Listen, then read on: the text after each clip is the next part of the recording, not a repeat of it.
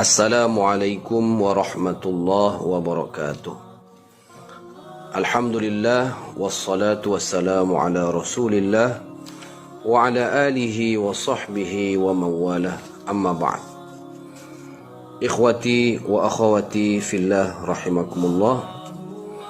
Alhamdulillah, semoga kita semua selalu diberkahi oleh Allah Subhanahu wa taala dan senantiasa diberikan curahan ilmu yang bermanfaat demi untuk bekal kita di masa yang akan datang, sehingga kita tidak salah dalam melangkah untuk menjemput ridho Allah Subhanahu wa taala. Terkait masalah seorang pengobat, atau kalau kita katakan adalah seorang dukun yang mengaku memiliki kemampuan luar biasa. Tidak hanya berkaitan dengan alam nyata, tetapi pengakuannya sudah melampaui hal-hal yang berbau gaib. Dia mampu menghadirkan malaikat. Dia bisa mendatangkan atau menghadirkan malaikat seperti malaikat Jibril dan sebagainya. Ini merupakan suatu pengakuan yang bertentangan dengan akidah Islam. Karena klaim-klaim yang sama seperti ini sudah sering terjadi sejak zaman dahulu. Para ulama-ulama juga telah menyikapi hal ini dan menuliskan fatwa-fatwa mereka di dalam kitab-kitab yang mereka tulis. Jadi hal ini perlu kita jadikan sebagai renungan, bahwa terkadang ketika manusia sudah jauh dari agama Allah dan tidak mau mendalami ilmu-ilmu agama, sehingga akhirnya orang mengaku memiliki kemampuan gaib berdasarkan pengalaman-pengalaman yang sesungguhnya pengalaman itu adalah sesuatu yang tidak sesuai dengan ajaran Islam. Berkaitan dengan klaim kemampuan gaib yang luar biasa yang dimiliki oleh seseorang, termasuk dukun ataupun mungkin ada ahli tarekat. Saya sendiri pernah mengalami pada tahun saya lupa, yang jelas itu sewaktu saya masih berusia belasan tahun, saya ikut satu tarekat yang mana orang-orang yang terlibat di dalamnya itu memiliki atau mengklaim memiliki kemampuan gaib. Nah, pada tahun 2005 saya juga pernah bertemu dengan seorang tokoh tarekat Sumatera Utara yang mengatakan dirinya mampu menghadirkan malaikat Jibril, Mikail, Israfil, dan Israel, yang mana setelah malaikat-malaikat itu dia hadirkan, dia perintahkan malaikat itu pada posisi di depan, di sebelah kanan, di sebelah kiri, dan di belakang.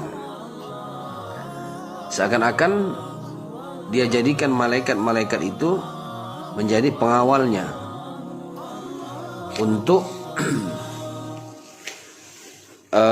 menghindari atau menghalanginya dari perbuatan-perbuatan yang tidak baik dari orang lain.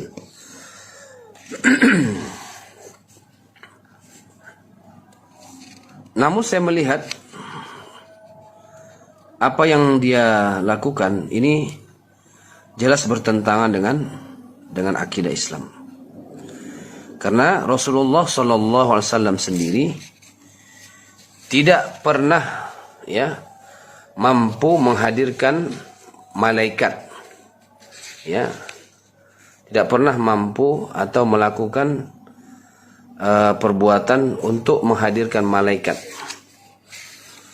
Pernah suatu ketika Rasulullah SAW sangat merindukan kehadiran malaikat Jibril, tetapi kemudian malaikat Jibril tidak kunjung hadir. Sehingga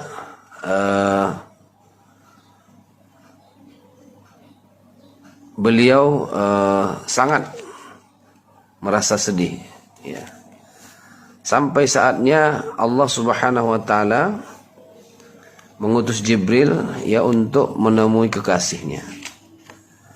Nah, saat bertemu dengan malaikat Jibril, Rasulullah menyampaikan rasa rindunya dan berharap pada malaikat Jibril agar datang sesering mungkin untuk bertemu dengannya. Dan Rasulullah bertanya, "Ma yamna'uka an tazurana aktsaru mimma tazuruna?" Apa yang menghalangimu wahai Jibril untuk mengunjungiku lebih sering lagi dari kunjunganmu selama ini? Mendengar permintaan Rasulullah SAW itu, Jibril hanya mengatakan, "Wa ma natanazzalu illa bi amri rabbik." Dan tidaklah kami turun kecuali atas perintah Tuhanmu. Jadi seperti itu. Jadi pertanyaannya adalah, apakah kita lebih mulia daripada Rasulullah SAW sehingga mampu menghadirkan malaikat sesuka hati kita? Ikhwati fillah rahimakumullah.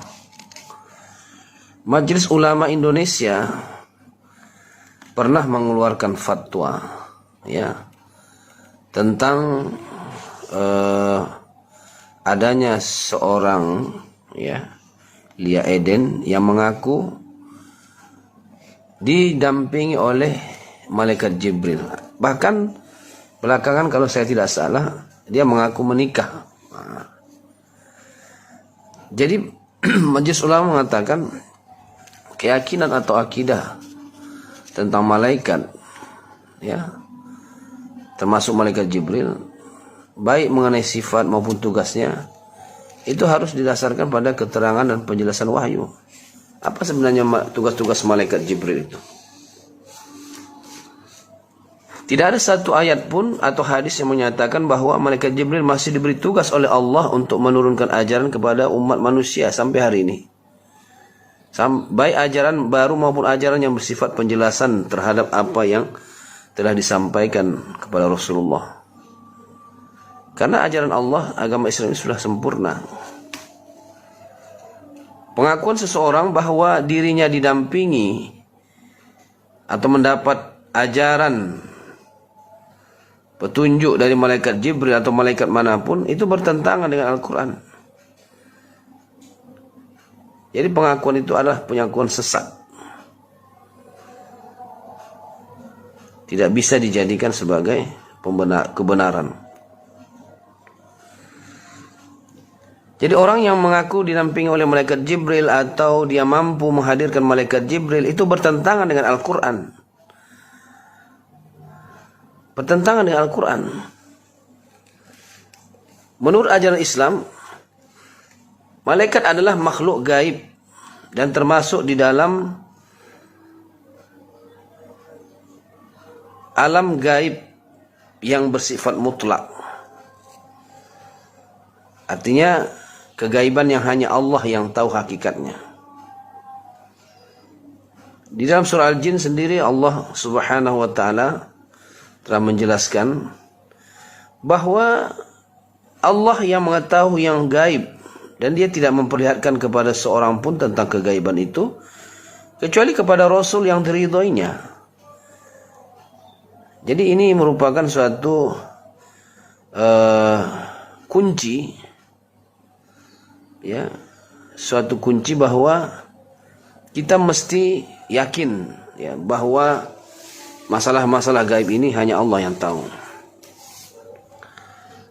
Maka atas dasar itu, dalam melaksanakan keimanan kepada malaikat, setiap muslim ya yang yakin bahwa sumber akidah kita adalah Al-Quran dan Sunnah Rasulullah, maka kita harus tunduk dan mengikuti penjelasan-penjelasan dari Al-Quran ataupun dari Rasulullah Sallallahu Alaihi Wasallam itu sendiri. Jadi oleh karena itu kita meyakini bahwa malaikat Jibril hanya turun dan datang kepada Nabi Muhammad atas izin dan perintah Allah. Tanpa izin dan perintah Allah, ia tidak akan turun. Seperti yang tadi sudah disampaikan. Jadi jangan sampai kita ya mengklaim atau ada orang mengklaim bahwa dia memiliki kemampuan luar biasa yang dapat menghadirkan malaikat Jibril dengan sesuka hatinya. Apalagi kemudian dia menggunakan malaikat sebagai pembantunya, itu juga jelas sesat. Jadi yang terjadi sebenarnya adalah bahwa seseorang itu tertipu oleh jin, setan.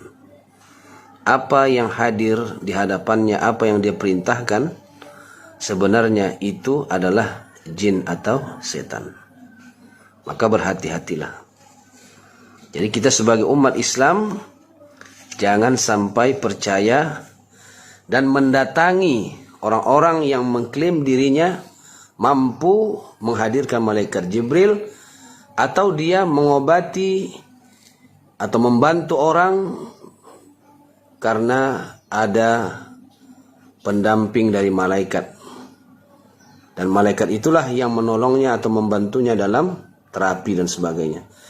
Ini merupakan suatu pembodohan dan jelas-jelas ini suatu pelanggaran terhadap akidah Islam.